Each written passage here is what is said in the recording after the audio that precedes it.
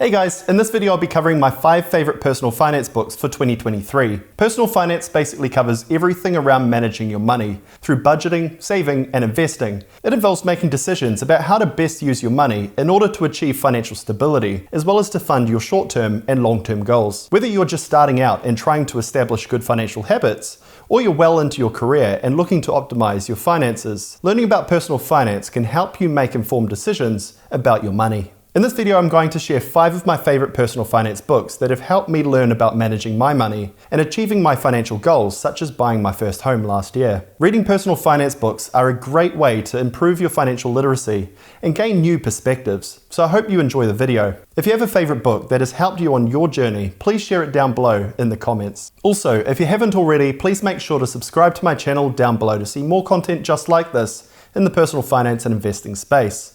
It would really help out the channel, so I really appreciate the support.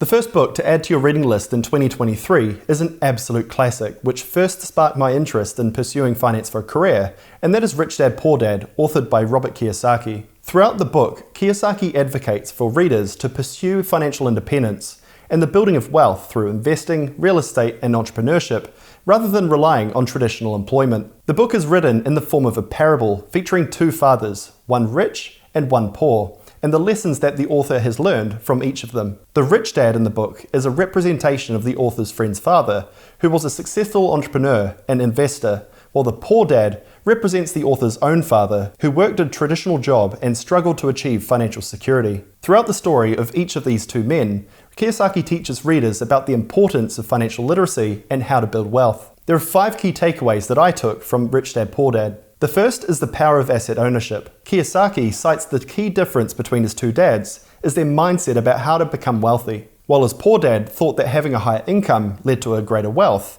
his rich dad knew that instead, you need to focus on owning a portfolio of income-generating assets. Those who control assets and the factors of production are the ones that create the largest wealth. These assets were explained to include rental properties, stocks, bonds, businesses, and patents. The second lesson is the importance of passive income, such as those mentioned in the first point. Even when you're not working, your money is, and that's one of the key differences between the poor and the rich, as it has the ability to compound over time to build wealth. The third is to not fall victim to consumerism, as these turn income-generating assets, such as cash, into expenses or even liabilities, such as retail debt. Having high expenses will result in it taking a longer time to become wealthy, or even not at all. Fourthly, Kiyosaki advocates for the benefits of entrepreneurship as a way to achieve financial independence. And lastly, he discusses an interesting fact about taxes, with this quote from the book: "The harder you work, the more you pay the government." Setting up a company structure often results in a lower tax rate than personal earned income, and against company earnings, you can also write off expenses to reduce the taxable profits. Rich Dad Poor Dad is a great book, and I can confirm it is a must read. There are also kids' versions available if you have younger readers. The second book is Millionaire Next Door, written by Thomas Stanley and William Danko. This book is a study of a wide number of wealthy families from the United States and documents the trends they found which separate the wealthy from everyone else. The whole purpose behind the book was to dispel common myths about what it takes to be financially successful. For example, the type of car you drive or the size of your house was not found to be as closely correlated to wealth as you may think. As a side note, here is Warren Buffett's house, for example, and he's worth over $100 billion.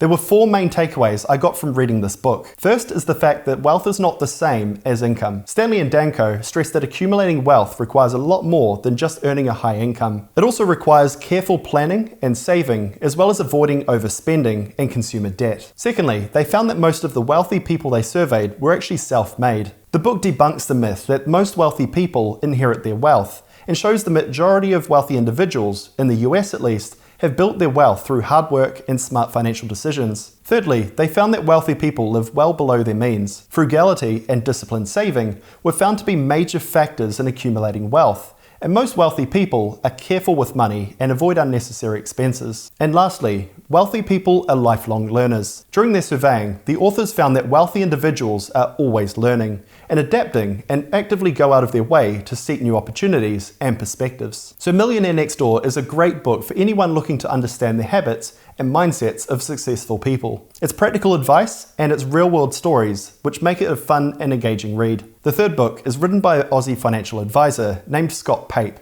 and it's called Barefoot Investor. This book has a huge following in Australia and New Zealand, and despite its strong Australian themes, its lessons are relevant to anyone around the world. I read this book at 15 and have since reread it about 3 times since. The book is designed to provide readers with a simple, stress-free approach to managing their money and achieving financial success. This includes themes such as insurance, retirement accounts, savings accounts, investing, all the bits and pieces you'd want to know to get your finances in order. It is written in a fun and jokey way that makes it a really easy read and quite fun actually. The first lesson I took from the book is the need to create a budget. PAPE provides readers with a step-by-step process to creating a budget and emphasizes the need to create one to stay on top of your finances. The second lesson was to automate as many financial tasks as possible. He uses a bucket analogy by siphoning money into different accounts that each serve a unique purpose. I've just finished reading Atomic Habits, which is another book, and it also stresses the need to make tasks easier or even invisible to ensure they become a habit. So this is an excellent takeaway from this book. The third lesson is to have a financial plan. PAPE encourages readers to outline their short and long-term financial goals and create a roadmap to achieving them. He also encourages financial date nights, which might be taking it a bit far, but whatever works, right? So the Barefoot Investor is suitable for anyone looking for a straightforward, stress-free approach to personal finance. Its practical advice, Australasian perspective, and simple techniques make it a popular choice for people at all stages of their financial journey. The fourth book is Your Money or Your Life, written by Vicky Robin. The book encourages readers to change their relationship with money through a 9-step program to align their financial choices with their values and personal goals. A strong theme throughout the book is driven by the philosophy of financial independence and early retirement. As with all books FIRE-related, Robin explores how to cut expenses, invest your savings, and match passive income to your expenses to achieve early retirement. One really smart tip she has is to convert the price of things you want to buy into the number of hours you need to work to afford it. This is a great tool, and I've started using this in my own life as well. The book also includes practical exercises and tools to help readers assess their current financial situation and create a plan for achieving financial independence. The first lesson I got from Your Money or Your Life is that savings equals freedom. With savings and little to no debt, we are free from any financial burden. You can take risks, change jobs, and comfortably pay for all emergencies, all of which give you complete financial independence to live life on your own terms. The second lesson was to treasure time, and that financial independence isn't necessarily about buying a Lamborghini, but what it does offer is the ability to commit time in the areas that you get the most fulfillment. That might be spending more time with family, working at a non-profit, or traveling for several months in a year. Financial independence is about spending time as productively as possible. The third is about money mindfulness and the importance of closely watching your spending habits to make sure they align with your values and your goals. Taking a minimalist approach to personal finance allows you to prioritize working towards financial independence and focusing on the things that truly matter in your life. So in summary, Your Money or Your Life would be a great read for anyone looking to pursue the FIRE movement or just work in the direction of building out their passive income. Its holistic approach to personal finance and emphasis on values and personal fulfillment make it a unique resource for people looking to build towards financial independence. The fifth and final personal finance book is The Total Money Makeover, written by one of the most well-known financial gurus in the United States, Dave Ramsey. The book is designed to provide readers with a practical step-by-step guide for firstly budgeting and paying off debt, with secondly building wealth. It breaks this down into 7 easy-to-follow steps, which are essential for anyone looking to get their finances in order. These include starting an emergency fund, eliminating debt, investing towards retirement, saving for kids' college tuition, paying off a mortgage, and once all of that is done, to start to build wealth. Some of the book is rather America-centric, but in essence, Ramsey encourages the reader to eliminate financial burdens and then focus on wealth creation. The first lesson I got from the Total Money Makeover is the importance of getting out of debt. Ramsey stresses this is the first step towards financial success, and the debt snowball approach, which I've covered in one of my previous videos, is the best way to achieve this.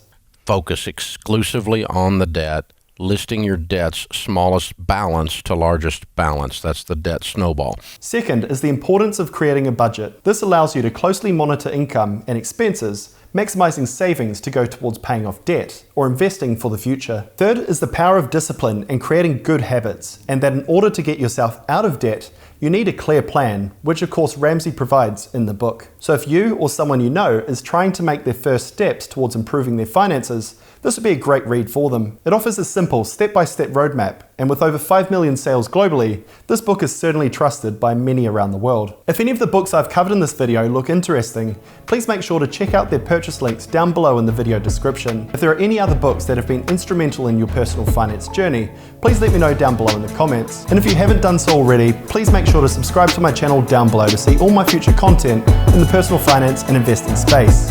Thanks for watching. I look forward to catching you on the next one. Cheers.